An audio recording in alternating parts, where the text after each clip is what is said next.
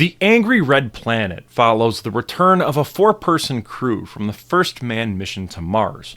Only 2 astronauts make it back alive, one suffering from a strange infection. Under hypnosis, survivor Dr. Iris Ryan recounts her journey. From there, the story is told via flashbacks from her perspective. On Mars, we learn that they found a surreal, hostile world filled with bizarre creatures, including a massive bat-rat-spider-crab monster and carnivorous plants. The crew's attempts at exploration quickly turn into a fight for survival as equipment fails and members are killed one by one. Before escaping, they learn Mars is controlled by an advanced intelligence that views humanity as too violent to make contact with. The crew barely escapes in their rocket, carrying a warning that Earth should never return to Mars. Go now, warn mankind not to return unbidden. The big hook for the Angry Red Planet in all of its marketing is its CineMagic gimmick, where every single scene on Mars is filtered through a heavy red tint. Developed by co-producer and comic book artist Norman Mohr, CineMagic was a film processing technique that combined hand-drawn backgrounds with live-action footage. All the scenes on the Martian surface were shot in black and white, and then subjected to an optical solarization effect, partially inverting the negative before being tinted red. While CineMagic definitely achieved the intended bizarre crimson-hued atmosphere of Mars, its limitations are very apparent. The processed footage was very fuzzy and posturized, often reducing actors and sets to these flat red silhouettes with glaring white highlights. Most people have written this effect off as being ugly, comparing it to something out of a Nintendo Virtual Boy game, and I don't really share that take. In the wide shots of Martian landscapes, the effect works beautifully. The terrain feels alien, drenched in a surreal glow that immediately sets it apart from anything on Earth, or really anything we have seen prior on film. Where it falters is when the camera lingers on the actors' faces. They get washed out in this red hue, and it flattens their expressions to the point where you can't even read what they're feeling. And it kills the human drama, but for everything else, the filter helps. Mars feels so uncanny. The creatures look even more grotesque under the CineMagic process, and that's exactly what you want in a horror-leaning sci-fi movie. The most striking payoff of this comes with the rat-bat-spider. It's the monster that everyone remembers from this movie. Without CineMagic, I doubt the design would actually hold up. In neutral lighting, it probably would have looked like another awkward 1950s puppet monster. Under the red tint, though, it becomes a nightmare.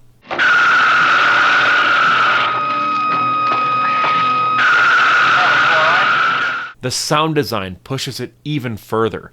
The monster's roar has an eerie depth, and when it's blinded, the shriek it lets out is pure nightmare fuel. The noise is alien and feral all at once. That combination of visuals and sound makes the monster unforgettable. It's weird, it's grotesque, and I love it. Despite how terrifying this monster is, though, its screen time is kind of lackluster, despite being all over the posters and the marketing. Apparently, in one sequence, the monster was supposed to crush the professor to death with its claws. The plan was to build a massive mechanical claw for a close-up shot of the creature smashing 2 boulders around the trapped astronaut, but production had just run out of money at that point, so the sequence wasn't even filmed, and ended up getting scrapped, and that's about it. Still, though, the rat-bat-spider isn't the film's scariest creation, not by a long shot. That honor goes to the giant amoeba. Its attack on Sam Jacobs is terrifying. Watching him get consumed and then dissolved alive like a victim in The Blob, it's so well done. The CineMagic effect heightens it, making the gelatinous mass look even more sinister as it swallows him whole. The movie pushes further into body horror when Colonel O'Banion's arm gets infected after contact with the creature. The imagery of his wound festering and spreading is gruesome, and for a film from 1959, it feels weirdly both ahead of its time and incredibly dated.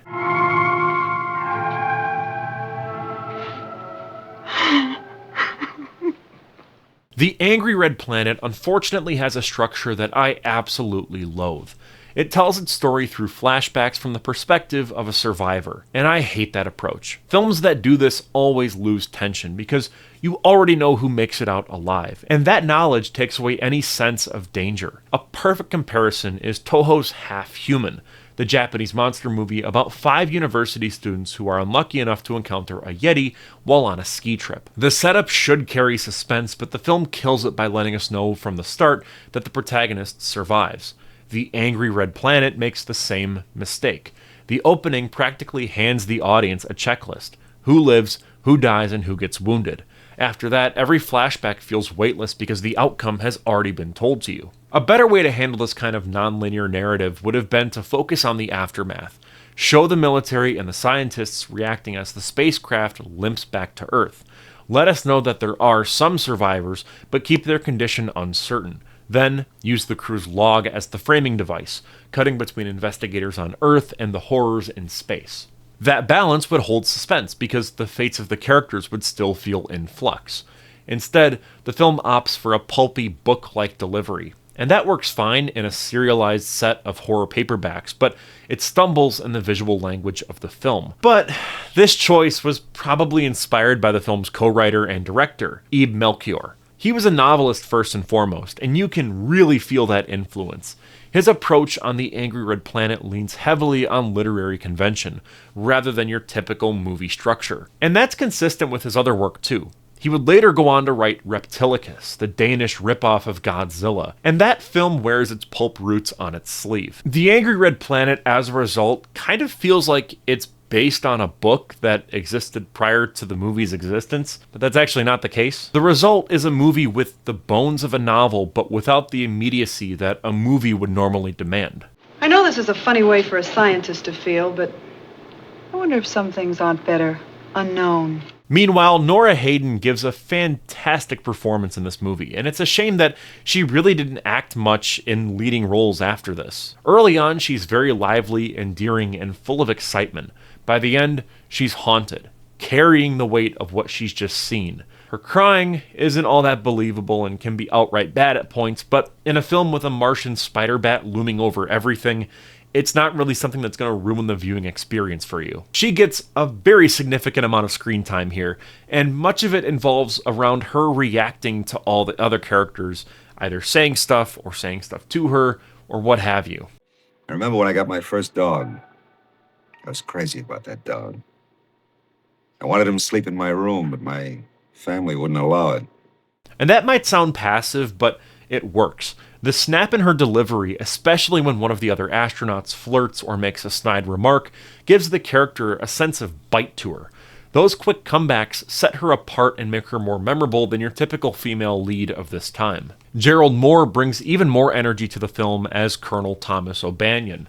Mohr was likely cast for his name value in genre circles. He had led the 1954 Sci-Fi Invasion USA and other low-budget thrillers, and his ability to deliver authoritative, charismatic performances on a tight schedule likely resulted in him being cast. On set, apparently he took the role really seriously. In the film, though, he's incredibly charismatic, always telling stories and reflecting on past experiences. There's a looseness in his performance that makes him very entertaining to watch.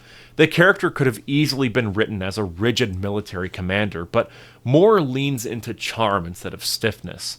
The result feels closer to the kind of leading man who thrives on charisma and personality. It's really hard not to think of Captain Kirk while watching him, and honestly, that comparison becomes even more interesting when you consider that Ib Melchior believed that both Star Trek and Lost in Space borrowed ideas from his work without giving him proper credit.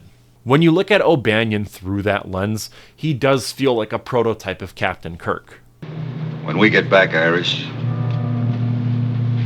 how about exploring that dark alley? He has an erection. What stands out to me in The Angry Red Planet is how grounded everything feels. The technology is handled with logic instead of vague pseudo-scientific rambling. You never see the cliche image of a 1950s scientist wandering around in a lab coat with dry ice and bubbling beakers. The film opts for bulky analog systems that resemble actual historical NASA tech. That choice makes the setting feel really believable. The realism carries into the opening act as well. A significant amount of time is spent on the rocket's return from Mars, and the uncertainty of what waits inside. No one knows if the crew is alive. We get a newscaster covering the story. Soldiers debate whether the ship is just a flying coffin. You know what I think? What? That thing up there. It's a flying coffin. Everyone treats the situation with seriousness, like you would in the real world. And that grim tone grounds the film in horror as much as it does in science fiction. Shockingly, the budget for the film was only $200,000, or around $2.2 million in today's numbers. That feels unreal when you watch this movie. When you see what they managed to put on screen, it's astounding. The production value in certain shots is just immaculate. The spacecraft interior, the military bases, the hospital sets, and the Martian landscapes all look far beyond what the budget would suggest. The fact that it was shot in just 9 days makes it even more impressive. On a production level, it holds up remarkably well. Of course, there are some shortcuts. Military and aerospace stock footage show up very frequently, and the reliance on a single spacecraft set for long stretches drags the pacing like crazy. But what's there still feels authentic and textured, which is very rare for a low-budget genre film from this era. Like, compare it to other films with this type of budget, and it blows it out of the water. Though what doesn't hold up is Cleo. You may be wondering, who's Cleo? What character is this? Even if you've seen the movie, you might not remember. Cleo is the name of the freeze ray gun that Sam Jacobs constantly fires at Martian creatures. I'm sure glad the boys in Ordnance developed you, baby. Mwah! I think I'll call you Cleopatra. Now, I don't mind that he's shooting a gun at a monster, that's fine.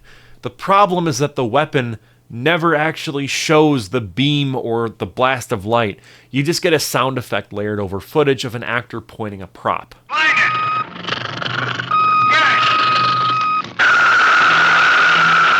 It feels like a toy gun. The audience is left to guess whether it actually does any damage on the monsters, or if it's even hitting them. Now, CineMagic likely made a visual effect like that impossible, but the absence just undercuts the action scenes, and it makes it feel so cheap. Entire confrontations devolve into an actor aiming a toy gun, and the soundtrack spitting out a pew-pew effect. For a film that gets so much right on a small budget, Cleo, unfortunately, just becomes an unfortunate reminder of its limits. Now, if I'm being honest, The Angry Red Planet deserves way more recognition than it gets. It's an overlooked sci-fi horror film that aimed far higher than its budget should have allowed. The ambition is clear in every single scene. Watching it today with the knowledge that 2001: A Space Odyssey arrived less than a decade later is just so fascinating. That movie is so advanced, it's so far ahead of its time. And then you have this. Within a decade, look at that progress. I think it shows how quickly the genre evolved and how much the landscape of special effects advanced in just a very short window of time. This film feels like a stepping stone, and it works well as a low-budget movie, but the story also has the bones of a very strong novel. I could see it functioning even better as a remake. I know, heresy, but the ideas are already there. A modern production with refined execution could turn it into something truly special. But in my opinion, the legacy of this film is really where things get even more interesting. I first came across it not through sci-fi circles, but through music. The Misfits put the rat bat spider on the cover of their 1982 album, Walk Among Us. That artwork really weirded me out. I don't know why, it just looked very uncanny and off-kilter. The creature looked bizarre and unsettling, even without knowing the movie that it came from. Later on, Iron Maiden used clips from The Angry Red Planet in their music video for The Number of the Beast. These nods from punk and metal bands gave the movie this sort of strange second life. I've been to shows where I see patches of the rat bat spider creature on people's battle vests. So outside of the niche B-movie fandom, it weirdly survived as a part of rock iconography. Men of Earth, we of the planet Mars give you this warning. Listen carefully and remember. Taken as a whole, The Angry Red Planet is a great slice of 1950s sci-fi with genuine horror flavor. The Martian's closing warning not to return to Mars is so good, and it neatly ties into the apocalyptic paranoia of this era. I've always thought it pairs perfectly with the 1953 War of the Worlds. If you watch these two movies together back to back, they sort of create an unintentional dialogue with one another. One ends with Mars vowing to strike back if they're ever provoked, and the next one begins with Mars attacking Earth. I think it's a great double feature, so if you haven't tried that yet, go check it out. Watch Angry Red Planet first, and then War of the Worlds. It's a really neat double feature, and it highlights both the ambition and the anxieties that drove science fiction at the time. And with All that out of the way, I'm Cole McCormick. You're watching Firewood Media. Thank you so much to our channel members for making videos like these possible. Their names are listed right here on screen. For $1.99 a month, you can become a channel member. You get early access to videos just like these, including members-only content like the members-only podcast, and occasional shoutouts. Either way, thank you so much for watching, and I will see you in the next one. Peace out.